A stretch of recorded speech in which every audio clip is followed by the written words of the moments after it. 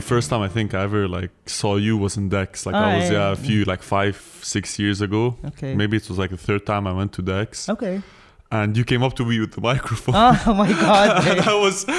and I was so drunk. Yeah. And it was like I just turned 18 and I had no idea what was going Wow, on. okay. So I'm like, who the fuck is this guy interviewing me? So I sprint away. I used to run away from you too because I'm like, Yeah. if they get me at that state on camera, like it's goodbye college, goodbye future employment. You're not alone. Yeah, don't worry. To be fair, A lot of I thought at first like, oh my God, like who the fuck is this weirdo? And then I kept on going to Decks. And then I kept on seeing you. I'm like, oh, okay. Then it's like, there's something there. There's something there. Yeah. I first thought you're just a random guy who was like, okay, I'm going to go interview random people. How did the whole Decks idea start? Actually, it was Olivier's idea. Olivier is one of the organizers of Decks. He used to have Behind the Green Door as well with that was a Yusuf. Madam Khail, right? Yeah, exactly. Yeah. So when they started Decks, and I used to come a lot and everything. So basically, he wanted to do something with me because he was interested in my point of view at parties, because like I don't have the same experience as other people, due to my size and everything. So we wanted to have this kind of. He pitched it to me. He wanted to have this kind of. Point of view for his party, and well, it didn't work out completely because logistically it doesn't really work with the camera and like with the people and everything. But like the whole concept of Lary Does Decks became a promotional aspect for Decks on the Beach eventually. So. And to be honest, it was a fun thing to do for me. Like I was always excited to try new things when it comes to nightlife. I've been working in nightlife since 2012. Yeah, so it was interesting when he pitched it to me because it was kind of promotional to me as well, as a figure. So, okay, that sounded very pretentious. As this, promoting my brand. As Johnny Depp says, as a figure. Yeah, exactly. No, but yeah, it was fun to do, and like we worked with Rabia Saloum on the questions as well and the topics and everything, and people were responsive, and of course there's a level of respect to people. Like we don't show stuff that people didn't want. Yeah, of course. At the end of the day, we're in Lebanon as well. So, so I could have been drunk off my face and then be like, no, I don't want that shit. Yeah, that was such a pain in the ass when people would send us messages the next day. But like most of the time, whenever someone told us to, like they didn't want to be on camera. So, yeah. Do you remember anything that was like really bad that someone once said and then it was like? I think there was a guy who was. I'm gonna assume he was drunk because we're in Lebanon and like we don't do other stuff. Of course, so yeah, we don't. There's only alcohol. Yeah, of course. Yeah. So he was not making any sense. He was talking like I asked him something about physique or something, and like he kept talking about physics and like elaborating and he gave you a physics lesson. Yeah, and okay. And I was like, and usually I know my cue and I know how to like give people their cue. Cut them off or something like that in a very nice, cutesy way. But like it was at the same time very interesting and super awkward. So I didn't like know how to react. And the next day he sent us a message. That he didn't want to be on camera. We were like, you're not going to be on camera anyway. Nobody wants you on camera. There's something nice about that. It's like watching a car crash. Like you can't keep your eyes off of it. You know what I mean? Like it's awful, but like you're still looking at it like, Exactly. Yeah, so no, I can imagine you must have gotten so much. But like the Lebanese nightlife, because that's the thing about you. It's something, Lebanese nightlife. Lebanese nightlife is unbelievable. And that's the thing about you. I always see you in nightlife. Yeah. And I've always been curious, like, are you permanently involved in nightlife? But then I know that you're also involved in media and you love film and fashion. It's like, are you several different things, or is it just, I don't know? Basically, he's asking, what do you do? What do I do? Basically. Well, nowadays, whenever someone asks me what do I do, I usually say I'm a comedian. But I think like in Lebanon, especially, everything is intertwined. Like, the fashion scene, the nightlife scene, the film industry, like we all, at the end of the day, we meet at nightlife, and nightlife is kind of this common ground for all the other industries, like to it's a melting pot at the end of the day. So I was considered a nightlife ambassador up to recently when it kind of stopped. But like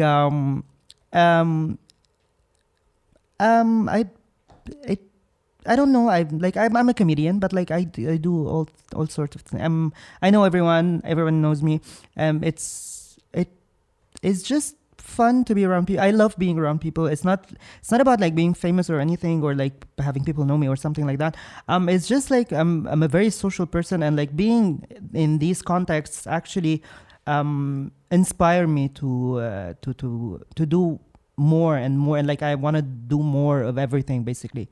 So yeah, I think, I don't know. Yeah, you work basically in a lot of fields, and it's so interesting what you said, that the Lebanese, first of all, like artists in Lebanon, all of them, regardless of what art form they're trying to do, they have this communal feeling. And thinking about it now, nightlife was what brought all these artists together, and what used to allow people to branch out or share their work with other people. And it's just sad right now that it's totally disintegrated because of Corona and then the bomb. Yeah, I mean, Corona, was kind of a bitch when it came to this, but like, the blasts, of course. Because we lost most of the important clubs that we have. And there weren't just clubs to me. They were like safe spaces where they were inclusive. I mean, and this inclusive vibe, we've worked on it since day one, when people different like me starting getting involved in nightlife. It kind of shaped it up in a different way than what we knew before, like in the 90s. The 90s, for example, and like early 2000s, the only club I would be allowed in basically was the basement. And Jade took this this safe space and like put it to Factory and and like all the clubs and events managed by the Grand Factory. So when I started working like because my first nightlife gig was basically with Uber House when they were still in Hamra. They had a hotel. I was their candy man basically. I remember I went in there like I was underage. I had a fake ID and I felt like so edgy. I went inside. I'm like, I'm in the Uber House. Blacklist. Yeah, by the way, you shouldn't have admitted that, but okay. Exactly. They got me now. They got me now. You're too old now. So and like this type of like seeing different personalities and different profiles in nightlife kind of made it more inclusive and more of a safe space to people who were different and like who did not feel welcome before. So what was I saying? No, you're talking about like how nightlife basically. Exactly. Yeah, like the inclusivity. Exactly. This is what actually this is what interests me in nightlife, especially in Lebanon. It's basically they are some of the few safest spaces in Lebanon that exist, and where we can be free and like united under music and under good vibes. Basically. And you were talking about like Jade, and I think you and Jade have a very close relationship. You're good friends, and he also helped. I feel, in my opinion, especially from 2010 onwards, really helped pioneer the nightlife scene in Lebanon and give a different taste to it. Because before that, there was only BO18 that was like really mainstream when it comes to that. I think Grand Factory, See You Next Sat, now Second Son, along with Uber House, really helped promote and change the scene in Lebanon. I fully agree. I mean, like before, when I used to go to the basement, Jade was very genuine about like his space and everything. And like when See You Next Sat started after that, it showed how genuine he was, because like this is what he believes in. To him, okay, of course it might be a business because like he's employing a lot of people, but like this whole professional team of people, and I've worked with them, it's kind of a family to them. It's not just like, you know, this employer-employee kind of vibe. So I think they are basically the people who kind of took nightlife into the next level in Lebanon and made it safe for everyone. And Uber House, of course, they're part of the people who kind of elevated the quality in music as well, with Uber House and Garten. Yeah. That's so interesting, because I didn't know it was like a conscious decision. You know what? I maybe because, you know, I started going clubbing around 2010s and everything, but I just assumed that clubs are always safe spaces and people would always go on there and it would be communal and who cares what sect or how you are or how you look. But I didn't know that was a conscious decision to try to make it more inclusive.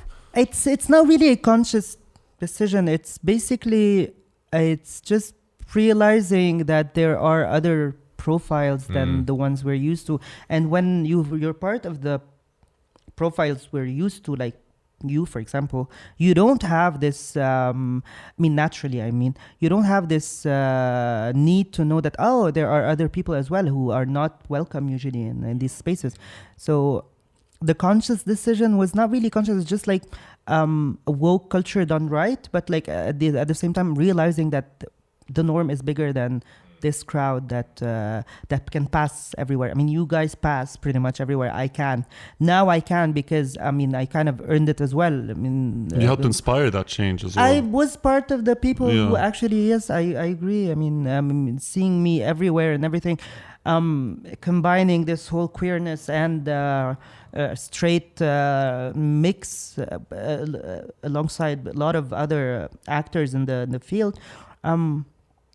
Yes, I think we kind of change it into a way where we feel included without actually excluding the others who were privileged before. It's just like making them realize intertwining, kind of combining. Yeah, exactly. Like making people realize they're privileged because they don't have to worry about these things whenever they go clubbing, and making them realize that there are other people who have to worry about these things. Whenever they want to go everywhere. So yeah, I think it's cool because, like, for me, in my case, I think I started clubbing in Lebanon when I was like 17, 2013, and I think that was when it really started picking off, because I think See You Next Sat were throwing parties there was another place I think near Mar Mikhail, electric kitchen. Electromechanique. That place. And then when we went to university, we all went abroad. But then every time I'd come back, that was when they started settling in Grand Factory. Yeah. And the more and more I would come back to Lebanon, because I'd go for like 6 months and then come back, the more and more I'd see people from our age group becoming more free-spirited, more like outspoken, not caring about how they dress, for instance. People who dress in extravagant ways and not being afraid that society is going to judge them in a certain way. And yeah, it was cool seeing that. And now just sad because as we said, all these hubs are totally destroyed right now. So I don't know how the future, like how society is how the younger generation is going to react like that when it comes to free-spiritedness and continue that movement going forward. Well, I wouldn't worry much about the future generation, the next generation, because they're much more aware, and they're, I don't want to be misquoted on that, but I think they're slightly more privileged than us millennials and late boomers, because us millennials, for example, we've had a lot of we faced a lot of hardships when it came to that, and that is even if you take into consideration the work of the veterans, for example, and I'm talking here strictly queerness, for example, about queers, but like. The next generation, they're more open to things. They're more exposed to things. They don't need like certain things to be happening in order to make things happen. They're the Pinterest generation. They're the TikTok generation. They don't really need a certain pattern in order to follow or anything. It's just like basically any gathering can be a party to them and whatever. To us, to me. I'm not gonna talk about anyone else. To me, I miss the big clubs, and to be honest, whenever they're gonna come back, I will be one of the first people to support them because I want them back. Yeah, they put Beirut on the map in a different way, and like yes, of course, no, not of course. Actually, to me, the music scene and nightlife scene in Lebanon is as important and as all the other aspects. I think it's one of the most important factors, especially over the last 10, 20 years. And I think that music and like nightlife is a very important cultural aspect to begin with, whether it's in Beirut or anywhere else. It's something to be taken into consideration, and it's something that should not be treated lightly. What nightlife did to Lebanon internationally is something to be honestly admired, in my opinion. It's like the cuisine, it's like the tourism and everything. It shouldn't be treated lightly. Techno for me it's important. I love it, and I'm not gonna discredit it just because it's trivial compared to the other things to some people.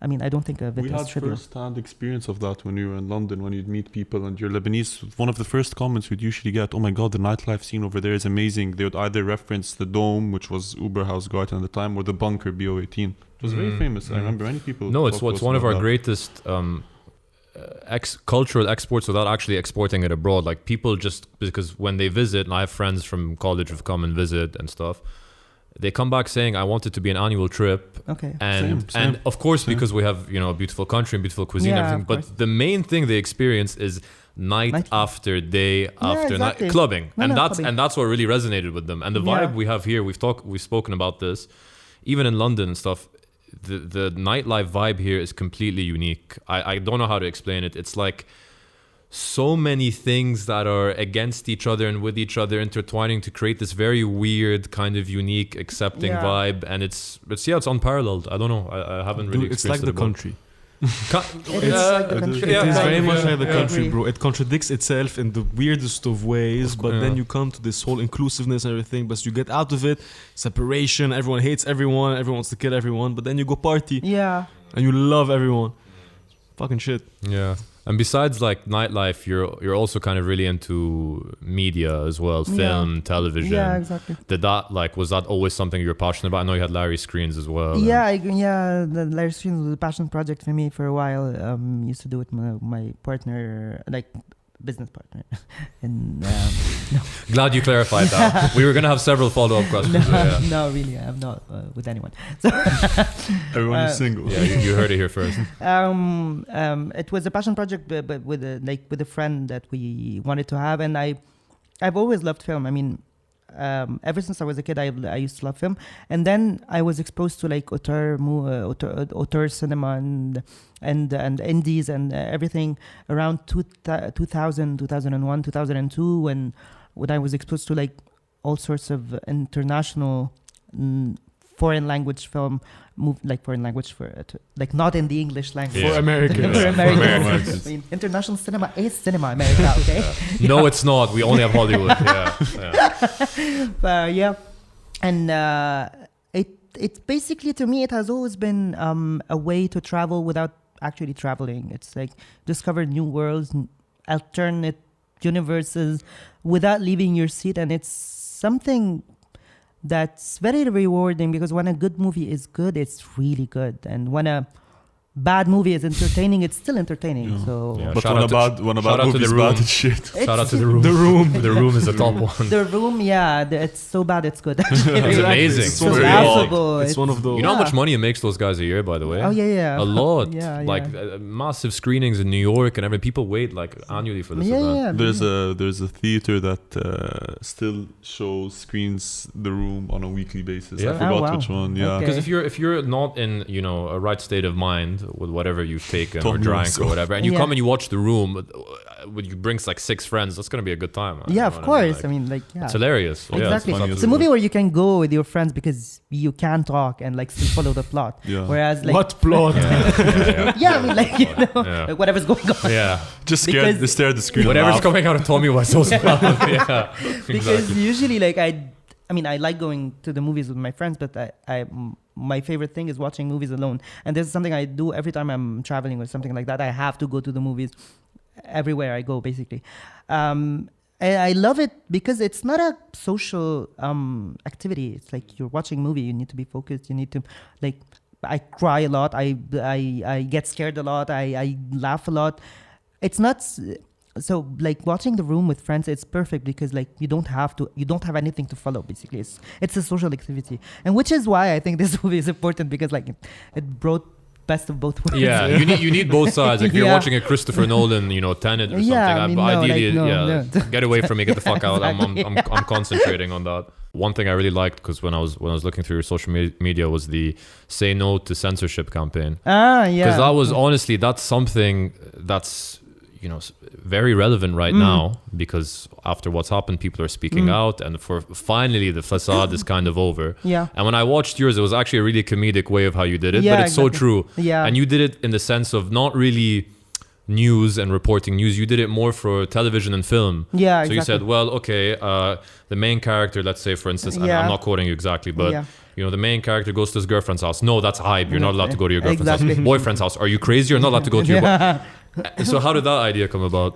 This is actually part of a campaign for Maskoun Film Festival. It's a genre film festival. Basically, it's a Lebanese genre film festival.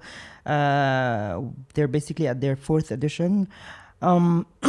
They approached me after seeing Lary Screens, I think, and they're people. I've worked there. It's Albout Productions. They do like pre-production usually and everything. So I've worked on projects they've worked on before, so they know the comedic sense of it, and so they wanted to do something like that, and we've brainstormed together and we pitched ideas and everything, and we've done 2 seasons actually. I've worked on them with them on 2 editions, like the 3rd one and the 4th one. And the censorship was part of the 4th one, and they basically called the Lebanese horror stories. It's basically all the horror stories we face in Lebanon. Put like in a very comedic, because like eventually at the end of the day, I do comedy. Everything that I'm gonna tackle, it's gonna have a spoof. The style is gonna be a humorous approach. Yeah. And because to me, I think like comedy, especially when it's done right, it's the thing that speaks to people most. It helps raise awareness in the best way possible. You can like have the weirdest statement or like the most elaborate statement, and if you do it like in a comedic way, people would actually like relate to it, and like they would bother to follow. We've spoken about this like I think with Ali Saloom, how he also uses comedy to break down like religious stereotypes in Lebanon and raise awareness. And I've been reading about like people in the Middle East, and every time I see somebody that's like garnered a big following and that's raising awareness about something, the people that are most successful are the ones that use comedy to like explain extremism, to make people become more aware about the bad things that they're doing in their everyday life. Yeah, exactly, because like people like to laugh whenever they're watching something. At the end of the day, if it's a small video or whatever, drama doesn't affect not everyone is in the mood for drama all the time, but like comedy video, you can watch it like while having lunch or like on a stroll or something. It's the easiest way to access to people's psyche, basically. Yeah, that's true. And even when we were speaking with the comedian Noor Hajjar, and he was saying, he was telling us in the 90s that certain comics, despite having censorship that was kind of nationwide, the only thing you could do when talking about politics or socioculture, religion, whatever, is kind of spoofing politics and mocking in a kind of funny, charming way. And the message is the same thing. So that's what intrigues me. So if I was to come on now on this podcast and kind of bash one political party and everything, that might immediately get banned. I might get blacklisted. I probably might get beat up and thrown in jail. Whereas if I, kind of in a very funny, mocking, lighter tone, do the same message, that might be, it might resonate with a lot more people, and I might not get attacked and bashed for that. So I think that's something that's key to comedy, especially here, to get the message out. I agree. I agree. Like something that I was interested in, because I saw, and something that you were involved in after the bomb happened, was that, you were trying to doing this fundraiser where you're trying to help people from the LGBTQ and community that were affected by it. And in general, like I didn't feel that mainstream media in Lebanon properly reported about the aftermath of the bomb when it comes to the LGBT community. And usually there's never a good time for queers in Lebanon. Whatever is happening, no, it's not the right time for it right now. When the blast happened, my friend, who's a club owner, Sandra Melhem, she had the idea of starting a fundraiser because there was nothing basically happening right after to help the queers. And when we talk about how helping the queers, we're not talking about like queers like me or like her or anything. We're privileged enough to not need help. We're talking about like the underprivileged and like a lot of cases that would not be able to reach out to mainstream organizations, not queer ones, in order to get help, and they live in like extreme conditions. And so when we started this, people started reaching out immediately because they felt like it was safe, and like having our names attached to it as well. I mean, she was behind it, but like I'm kind of on the board of it, and like I'm helping out with the team of volunteers as well. I'm part of the volunteers, so people started reaching out, and they like they felt it was like safe to. They felt comfortable. Yeah, they felt comfortable talking to people from the community, and like kind of asking for help from people in the community, not having to go through stuff with people they've never heard of, or like it's sad that we still live in a world where we still need to think in terms of like we should be helping the queers, and we should be helping the queers. Or it's not part of a communal sense. That we should be helping everyone. Exactly. And like our sense of community comes from the fact that like we're not trying to be excluded from from society in general. It's like part of kind of building bridges between both bridging worlds. the gap, because like if society accepted you guys in the first place, you guys wouldn't need to be doing this. We wouldn't be needing to talk about queers again. 100%. Exactly. There wouldn't need to be a fundraiser specifically for one group, but rather it can be for everyone. And like the fundraiser helped like a lot people who are not queer as well, but like mainly it was for the queers, because like it was nobody was helping them. Exactly. But yeah, I mean, like this whole, like a lot of people get pissed whenever they hear of initiatives for queers, or like whenever we are very vocal about queerness and queers and everything. But like, I mean, it's not shoving something down people's throat. It's basically visibility, and like saying that we exist and we're here, and we want that day to come where we will no longer be needing to talk about we're queers and we're here. Why though? Like that's always, especially in this country, I always think about like, why do people get pissed about this? Like what he was just saying. Religious reasons, society reasons. And whataboutism? Like, I mean, like some of the comments that we got, like, I mean, migrant workers as well have problems. Why don't you have time? Like, I mean, but if like every community kind of works, because there's no government to take because there's no government to take care of this. If every community actually takes care of the community they're part of, it's faster, it makes everyone's job easier. It makes sense. It makes sense as well. I mean, it's not like it's not like, it's not a cake. It's not like we're not trying to it's funny because divide the pie kind of. It's funny because you're trying to do something to make people feel more inclusive, and then other people outside you are trying to create more divides. Yeah, exactly. Like you're making people more inclusive. No, why don't you help these guys? So they're trying to split you up even more. I've never understood the critique of something, especially with online, of why aren't you doing that other thing? Yeah, exactly. I get if you're doing something, somebody wants to critique that. Maybe you've done a mistake within the fundraiser and this. Fine, critique that. But I hate this rhetoric of why aren't you doing that other thing? You know, I agree. I've never understood it's that. like the answer is very easy. It's like, because I'm doing that one now.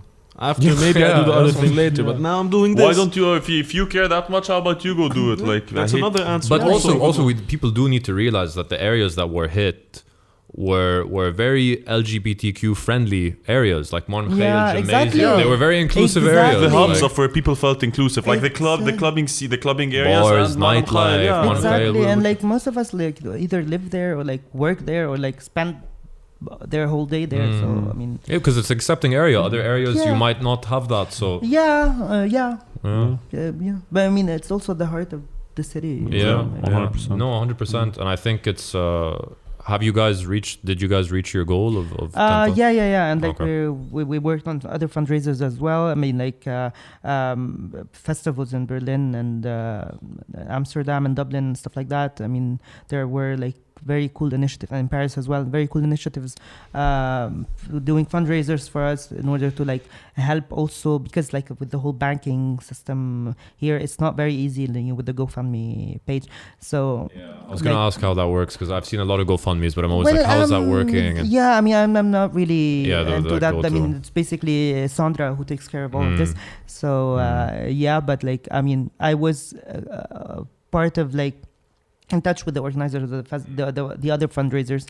So that part was usually like money is sent through people coming to Lebanon and stuff like that. I mean, it's in cash and it's different. So on a different topic though. So you being involved as you said, you were very prominent in the nightlife scene over the last decade in Lebanon. And now you know how we're going through the financial crisis, and then most of our clubs were destroyed, and coronavirus. When do you see it, like, things when it comes to clubbing going back to normal, or will they go back to normal, or will it take time for it to go back? To be honest, I don't think anything in Lebanon is going to go back to normal. Yeah. That's what was normal to begin with. I mean, I don't think there's any community in Lebanon that is fully thriving basically in anything, especially the marginalized ones. It was never easy for any of these communities. For nightlife,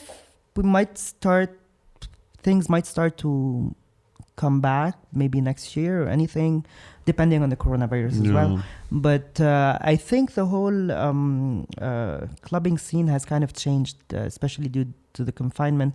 People grew more fond of more intimate gatherings and stuff like that. And so I think it's gonna take a while before, and that's my personal opinion. I mean, then again, I miss big clubs whenever we all do. Whenever there's gonna be like a big event, first one, yeah, of course, and whenever it's safe and everything, I'm gonna be one of the first people to go there. But like, I think, in personal opinion, for the general public, things have changed.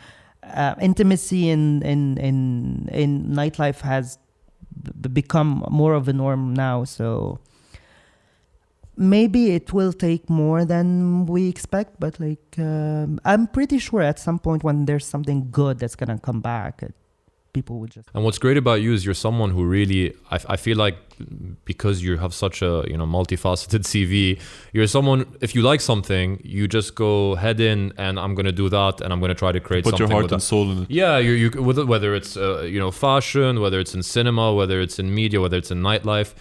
And all these kind of aspects that you like and enjoy, there is a really big worry in the future. Like, where are they going to be? How thriving? Because Lebanon was a hub, you know what I mean? Yeah, I agree. And do you think that hub is still well positioned to go back to what it was, or is it going to change? To be honest, I think it's going to change, and this is what worries me most. I'm at a point in my life where I really don't know what the future is holding for me, to be honest.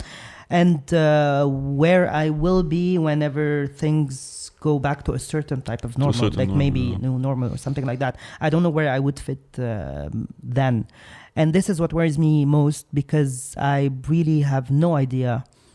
And people have changed a lot. Everyone has changed. We have all changed a lot. I don't know if I'm going to be, if I'm going to have the same energy I used to have, or if it's going to change, or there's a lot of things that have changed. And to be honest, this scares me. It's not a, it might sound very pessimistic, but like, I'm not really, I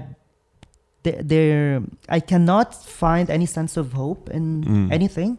But like, I mean, Lebanon has always been this like up and down kind of country, so you never know. This is a big down. Yeah, exactly. This is a big down. So I get. I mean, I'm also extremely pessimistic, but I don't know. I feel like, and I'm gonna be chastised for saying this, but I feel like it might not come in a year, it might not come in 2 years, but I think the long-term future might actually be quite bright, because the low that we hit is so astronomically fucking low. I agree. That I feel like, don't say that. Don't. Yeah, because every time I say that, something happens and then we get screwed again. So I'm not going to say anything. But like, I mean, really, like, is there any lower than what we've reached? Don't be surprised. We don't open that book, because before every time I say that, it's like there can be no more lowers before the than bomb happened. Economic Before the corona bomb happened, we would be sitting down. We just started working on this, and Ryan and Joe would always be like, "Of course, there's no way it could get worse." And we'd always say, "Bro, the country's fucked," and then the bomb came out. Oh my God. Or corona, or this, or that, or let's just live each day by day. And all I could say is that it's a very confusing time for everybody. Everybody. You can't even plan 2 months ahead. You can't even plan 2 months ahead, because in the next 2 weeks, not just in Lebanon, but from a global scale, so many things could change.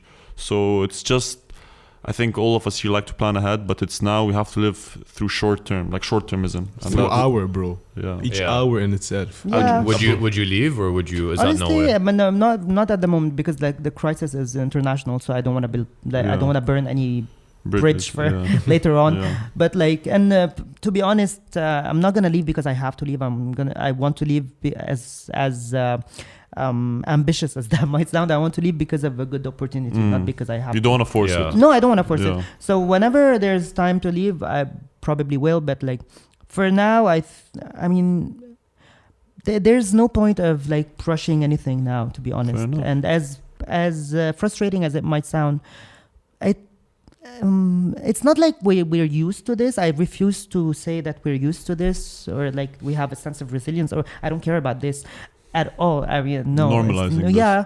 But like, I mean, sometimes like taking a step back and like thinking of like pretty much everything that has happened to you and like what do you want to do? What went wrong on other levels in your life?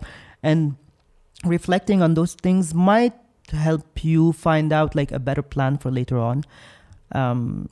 Which honestly to me right now is the perfect time for that, because nothing is going on at all. Yeah, and nothing is clear. Like no one knows anything at the moment. So yeah.